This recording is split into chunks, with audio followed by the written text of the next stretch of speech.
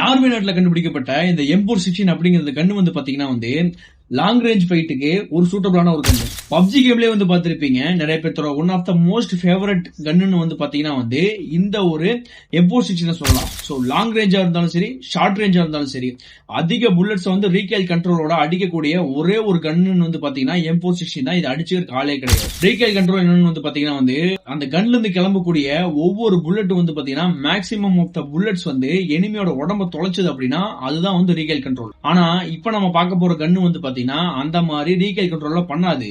ஆனா இது கொடுக்குற டேமேஜ வந்து பாத்தீங்கன்னா M416 வந்து கொடுக்கவே முடியாது. அந்த அளவுக்கு டேமேஜா வந்து அதிகமா வந்து கொடுக்கும். இதுல இருந்து 4 புல்லட் கொடுக்கக்கூடிய அந்த ஒரு டேமேஜ இது ஒரே புல்லட்ல கொடுக்கும். அந்த மாதிரியான ஒரு கன்னு தான் இது வரைக்கும் வேர்ல்டுலயே இந்த வகையான ரைபிள்ஸ்ல வந்து டேமேஜ் அதிகமா கொடுக்கக்கூடிய எந்த ஒரு கன்னையும் வந்து இதுவரை கண்டுபிடிக்கவும் முடியல. சோ இந்த கன்னு வந்து பாத்தீங்கன்னா சோவியத் யூனியன் ரஷ்யா கண்டுபிடிச்சாங்க.